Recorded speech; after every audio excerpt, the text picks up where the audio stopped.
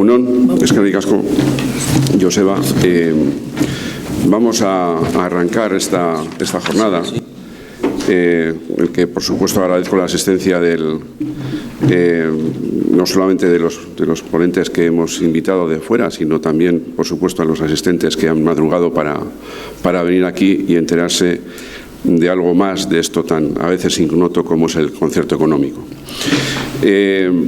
En principio, la cuestión sobre la transversalidad en el ámbito político del concierto va un poco también en relación con lo que voy a comentar ahora, ¿no?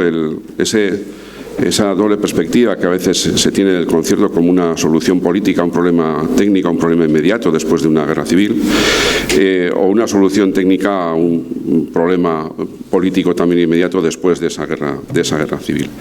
Y vamos a ver también, a ver si este va. Sí, vale. Simplemente un marco general para arrancar diciendo que el tema de las haciendas forales tienen una existencia de siglos, es decir, cuando hablamos de las haciendas forales ahora estamos hablando de instituciones que a lo largo de distintos encajes institucionales han venido funcionando durante siglos y por lo tanto ese pasado foral pesa en el sentido de que a lo largo del tiempo siempre ese referente ha sido real, efectivo y sobre todo en los momentos de cambio más todavía, ¿no? Dicho rápidamente, desde 1841 tendríamos la transmutación de Navarra de reino a provincia y la aparición y mantenimiento hasta la actualidad del convenio económico, y en el caso de las tres provincias más congadas el punto de cambio esencial sería desde 1878 con el concierto económico, que en Álava persiste a lo largo del franquismo hasta hoy día, y en el caso de Vizcaya y Guipúzcoa mantienen esa cesura, ese paréntesis entre 1937 y 1981 a raíz del decreto del 23 de junio del 37, en el que, como es bien sabido, se dice que las provincias han pagado con la traición al privilegio de tener el concierto. Esto, como digo, como marco general cronológico, ¿no? Como he comentado antes, la existencia previa de haciendas y de instituciones propias en el País Vasco no son esencialmente problemáticas en la monarquía de los Austrias o en la monarquía borbónica, en el sentido de que son monarquías polisinodales, es decir, el rey de Castilla o el rey de Aragón o duque de Borgoña es la misma persona, pero son entidades territoriales diferentes que se gobiernan con sus distintas normas y no pasa nada, es decir, no hay en principio ningún problema, ¿no? Puede haber algún problema como en 1640, pero en principio la idea está en que es la misma dinastía la que gobierna en distintos territorios con sus propios aparatos institucionales, cortes, etcétera, ¿no? El problema se plantea sobre todo a partir del primero del siglo XIX, cuando aparece la Constitución como fenómeno. No me estoy refiriendo solo a la Constitución de Cádiz de 1812, que es la materialización de ese constitucionalismo, sino con la ola desde finales del 18, con la Constitución americana y luego posteriormente con las constituciones de las revolucionarias francesas, pues se empieza a extender el modelo de Constitución como una ley que se aplica en todo un territorio de forma coherente para todos los ciudadanos de las nuevas naciones que ya se articulan, como digo, desde esas constituciones. Eso ya aparece en la época de Fernando VII, pero claro, esto es una parte del problema en el sentido de que también las resistencias del antiguo régimen frente a estas novedades, Constitución, pero también eliminación de la Inquisición o eliminación de los mayorazgos, eliminación de los gremios, todo esto cambia el mundo, por lo menos el mundo occidental, de tal manera que hay gente que está a favor y gente que está en contra, y se llega en ese enfrentamiento, se llega a la guerra. Entonces, la primera guerra carlista, en el caso español, entre 1833 y 39, solucionada en 1839 con Abrazo de Vergara, pero luego sus consecuencias de la aplicación de esta ley, no me voy a liar con estos asuntos normativos, la ley paccionada de 1841, en que bueno, se arregla el tema de Navarra y ese paso de reino a provincia, pero luego, meses más tarde, el decreto de Espartero, que elimina elementos fundamentales de la foralidad tradicional, como el tema de las aduanas, por ejemplo. Las aduanas se trasladan a la costa, pero también la planta judicial o la planta municipal es asimilada a lo que pasa en territorio común, pero no deja de haber excepciones o fórmulas que se actualizan de otra forma, como bien manifiesta el decreto de los ayuntamientos de 1853, en que el control municipal pasa del tradicional corregimiento, de los tradicionales corregidores. En Vizcaya y en Guipúzcoa, en Álava, no había corregidor.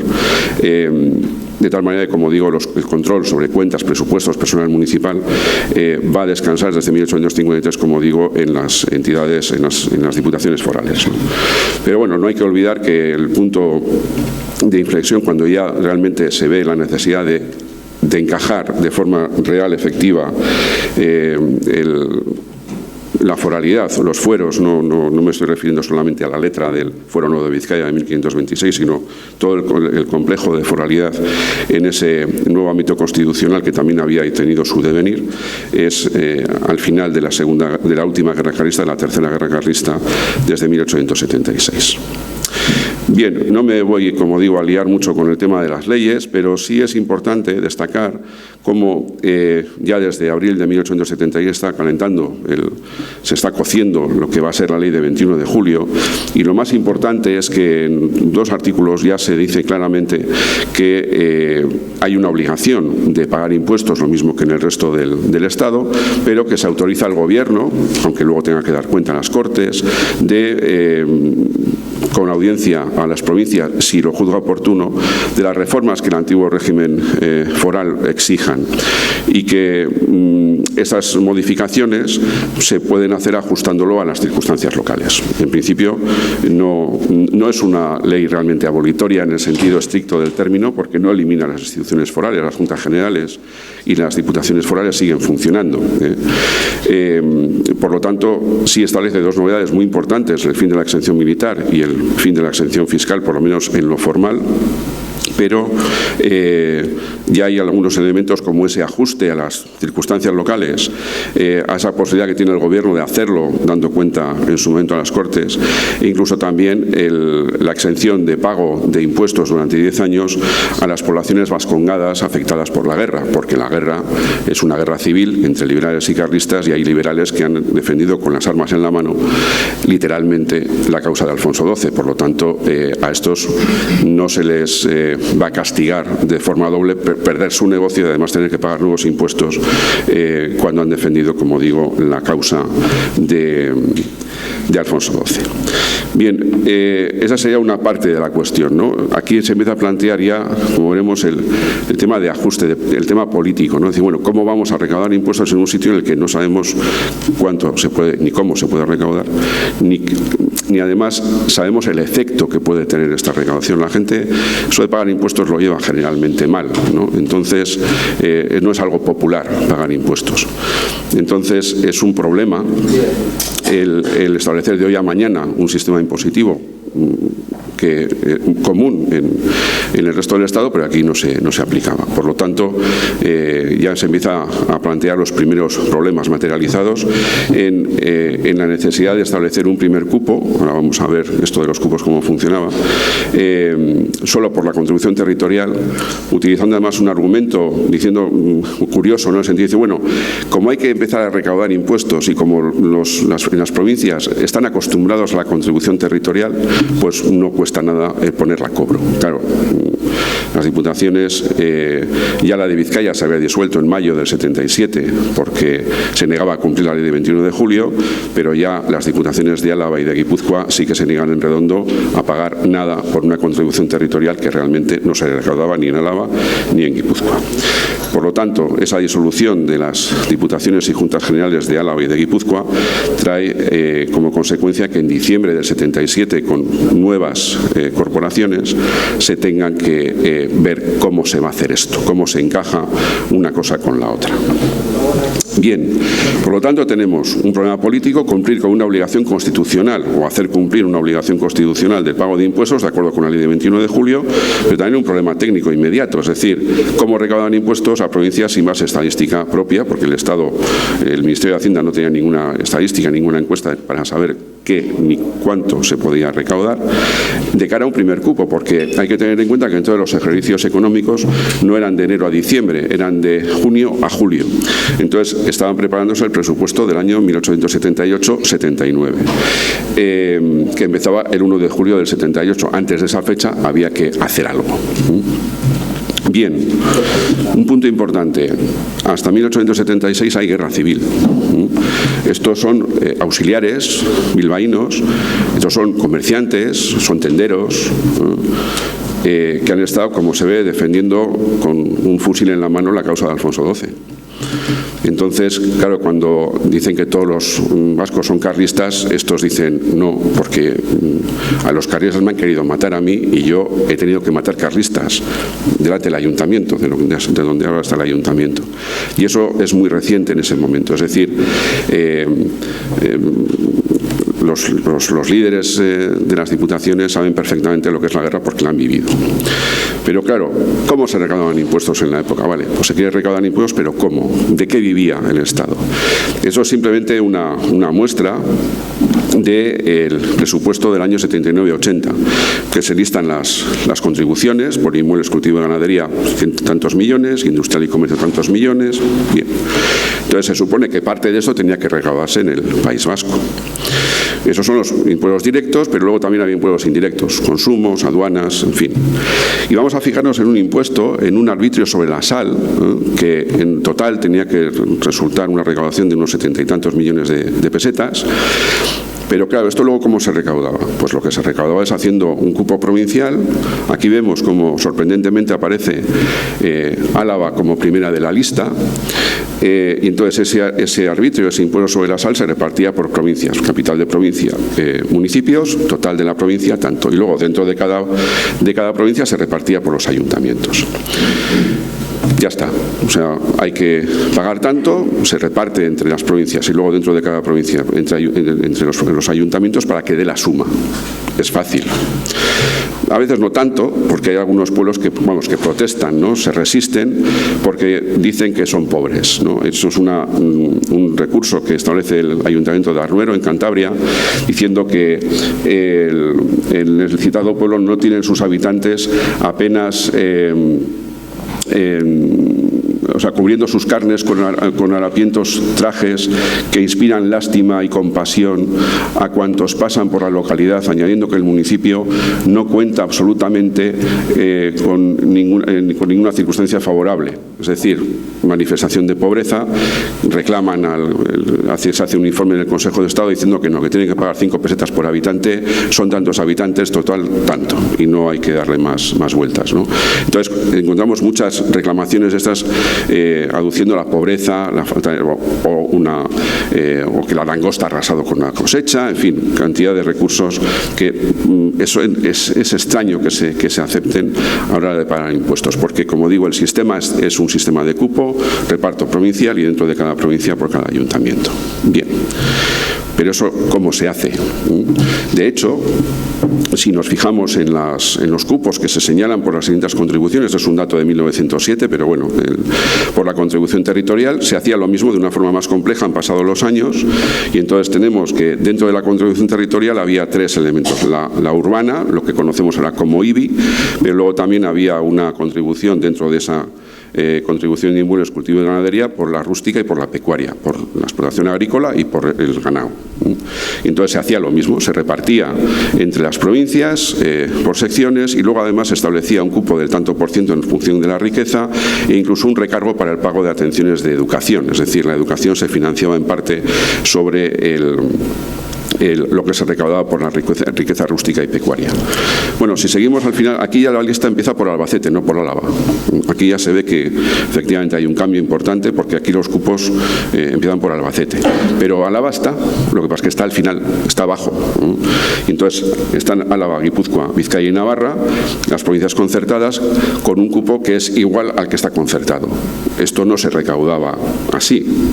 Las diputaciones lo pagaban, pero no se recaudaba así. No había contribución territorial en Vizcaya, ni en Álava, ni en Guipúzcoa en esta época. Por lo tanto, pero el Estado lo apuntaba, lo contabilizaba como si todo el cupo de la contribución territorial estuviera y la suma cuadraba. El sistema de cupo es este, no tiene mucho más misterio. Y hay otro elemento que tener en cuenta, como he comentado, se repartían los cupos entre provincias y dentro de cada provincia por cada pueblo. ¿En función de qué? Esencialmente por la población.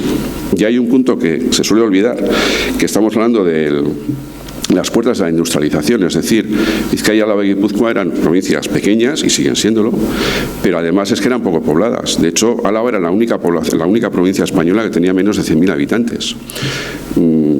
Soria, Albacete, Cuenca, Zamora tenían más población que Álava. Entonces, a la hora de establecer cómo se va a recaudar, se tiene que tener en cuenta cuánta gente puede pagar. Y si hay pocos, se puede recaudar poco. Entonces, claro, el censo es una información pública, esto lo sabía todo el mundo. Esto se publicaba 2 o 3 años después de hacer el censo, pero se publicaba, era una información, no había que hacer una estadística rara, simplemente hacer un recuento de población. Pero es un punto importante a la hora de que las provincias se insistía mucho en la pobreza, no tanto en la pobreza económica, sino sobre todo en la pobreza de recursos humanos, de personas. Todavía no ha llegado la inmigración, todavía no hay Altos Hornos de Vizcaya, todavía no está Euskalduna, es decir, todavía faltaba. Pero claro, en esa época la gente no sabía lo que iba a pasar, lo mismo que no sabemos nosotros qué va a pasar mañana, ellos tampoco lo sabían. Entonces, el prever lo que iba a poder ocurrir, pues es entonces igual de complicado que ahora, ¿no? Bien, cuando se plantea, como decía antes, en ese diciembre del 77, qué números hacer para que paguen los impuestos estos vascos revoltosos, pues esencialmente se va a plantear una negociación inicialmente entre Antonio Cánovas del Castillo y Manuel María de Gortázar, que es el presidente de la Diputación Interina de Vizcaya, es uno de los principales políticos del momento. De hecho, es el diputado general que ha hecho la guerra. En el sitio de Bilbao, al que casi lo matan en un bombardeo, es a él. Pero cuando se sustituyen las diputaciones de Álava y de Guipúzcoa, también se nombran como presidentes de la Diputación a personas, aparte de mayores, muy mayores, gente que había combatido en la Primera Guerra Carlista. Habían sido, en el caso de Tadeo Ruiz de Garrio, alcalde de San Sebastián. Era gente liberal, que se había jugado su vida y su fortuna en beneficio de la causa borbónica. Por lo tanto, no era gente sospechosa ni de carlista ni de nada raro, ¿no? Gente comprometida, en principio, con este régimen naciente de la Restauración. Pero, claro, ellos tenían que defender sus propios intereses, ¿no?, de sus respectivas provincias. Bien, sobre esta base de esta negociación, inicialmente es una negociación extraña porque es la primera y única vez que se ha negociado separadamente. Es decir, a partir de entonces las negociaciones se han hecho siempre con las instituciones, con las 3 diputaciones hasta el año 80 y luego las 3 diputaciones con el gobierno vasco. Pero en el concierto histórico hasta la Guerra Civil se negociaban, salvo en esta ocasión, se negociaban las 3 diputaciones con el Ministerio de Hacienda o con el gobierno. En este caso no, en este caso Cánovas va a negociar separadamente con cada una de las diputaciones. Entonces, bueno, utiliza el truco de, los alaveses ya han aceptado esto, o los guipuzcoanos ya han aceptado esto. Y entonces, sobre todo los vizcaínos, Gortázar, que es el primero que llega a negociar, porque por un tema puramente cronológico, se encuentra con que luego los que vengan por detrás, a veces cosas que estaban ya aparentemente zanjadas, pues no lo están tanto, ¿no? Bien, porque en 1877 todavía no había régimen común. En 1877 todavía se funcionaba con el sistema foral. De hecho, tenemos dentro de los ingresos de la Diputación el tabaco, porque en Vizcaya ni en Guipúzcoa había estanco de tabaco. El tabaco era un producto de venta libre. Lo mismo que se podía fabricar puros, se podían fabricar zapatos. Por lo tanto, todavía no hay estanco, ¿no? Eso será a partir del año siguiente. Luego hay partidas que ya nos muestran un poco como por dónde van a ir los tiros, ¿no? Tenemos una partida de ingreso muy importante de más de 1 millón de pesetas por el ferrocarril de Triano, que es un negocio que además muy rentable. Pero luego también se recurre a los empréstitos, a la deuda y a los arbitrios, que son la parte fundamental dentro de lo que sería el elemento tributario de ingreso de la Diputación. Vemos que impuestos cero, porque no había más contribución que la de los arbitrios. Que arbitrios eran suplementos a los precios de venta de productos de comer, beber y arder. En el caso de la Diputación de Vizcaya tenía esencialmente, procedía sus ingresos de arbitrios del chacolí, vino, sidra, vino espumoso, aguardiente, aceite comestible y sal. ¿Eso qué quiere decir? Que Vizcaya pagó 2 veces por el arbitrio de sal, porque en el listado que hemos visto antes de las provincias se empezaba por Álava, pero se terminaba por Zaragoza y estaba incluido Vizcaya. Estaba en la lista, pero no pagó, porque la Diputación siguió recaudando su arbitrio sobre la sal y lo ingresó en sus cuentas. El régimen común no se establece de forma efectiva. Por lo tanto, aquí nos muestran cómo el interés de mantener un sistema propio tributario por parte de las Diputaciones tenían sus evidentes bases sólidas, ¿no? Pero al final se llega a un acuerdo provisional, porque hay un descuento genérico en los impuestos por daños de guerra para compensar a los liberales. Como en el año 76 había fijado por 10 años, habían pasado 2 en el año 78, pues por 8 años, ¿no?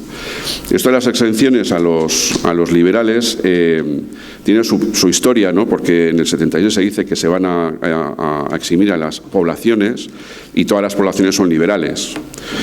Luego se piensa que igual mejor hacer un listado por cada pueblo, por cada municipio, de liberales y carlistas, y entonces que paguen los carlistas. Por supuesto son todos liberales, no hay nadie carlista dispuesto a pagar impuestos, ¿no? Entonces ese descuento al final se hace generalizado. Hay un descuento lógico por gastos de recaudación, oficinas, personal, empleados. Hay un descuento encubierto por el tabaco, porque el tabaco se estanca y entonces, claro, las diputaciones dicen con razón, claro, yo no me puedo comprometer a pagar un cupo cuando me falta uno de mis ingresos fundamentales, que es el tabaco, ¿no? Y entonces dice, bueno, pues vamos a reducir un poco el cupo de territorial, industrial y tal, para compensar la pérdida de tabaco. Y luego, la jugada maestra es meter un descuento no fijado por culto y clero. El mantenimiento del culto y clero lo pagaban las diputaciones y los ayuntamientos, no lo pagaba el Estado. Y claro, como no se sabía muy bien cuánto pagaban, pues se dice, bueno, ya esto se le restará el culto y clero. Y por lo tanto, los impuestos concertados son los impuestos fundamentales del momento, salvo las aduanas. Por lo tanto, el cupo va a ser una cantidad que más o menos va a corresponder con lo que se suponía que podía recaudar el Ministerio de Hacienda si se estableciese el régimen común. Por lo tanto, el cupo tiene una perspectiva desde el ingreso, no como ahora, que tiene una perspectiva desde el gasto.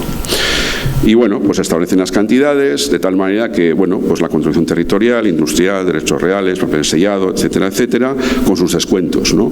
Hay un descuento por la exención a los carlistas, que se hace global dentro de cada provincia, y por el mantenimiento de los miñones de las policías provinciales. De tal manera que el total formal superaba en el caso de Vizcaya el 1.200.000, luego con los descuentos quedaban 857.000, pero como luego había que quitar el culto y clero, que fueron más o menos unas 500.000, pues al final se paga un cupo de 300.000 pesetas. Es decir, formalmente se pagaba una cantidad, pero luego realmente se pagaba otra bastante más reducida, ¿no? Por lo tanto, todos contentos, se cumplía con la norma, pero se seguía manteniendo un sistema propio de acuerdo con el sistema tributario que cada diputación quisiera mantener. Ese sistema se mantiene se renueva en 1886-87, y es una cosa curiosa porque realmente los principales opositores, volviendo un poco al tema nuclear de lo que nos reúne hoy, es gente como el republicano Ricardo Becerro de Bengoa, que en las Cortes plantea reclamar contra la renovación del concierto que se hace dentro de la ley de presupuestos, porque es antiforal, porque, bueno, por todos los argumentos fueristas tradicionales en la época. Y son los propios parlamentarios en Madrid los que se tienen que ocupar de cerrarle la boca, de decir, oye, mira, mejor no hables, no incordies, que bastantes problemas vamos a tener para pasar esto como un artículo de la ley de presupuestos, como para encima empieces tú aquí a levantar la voz, ¿no?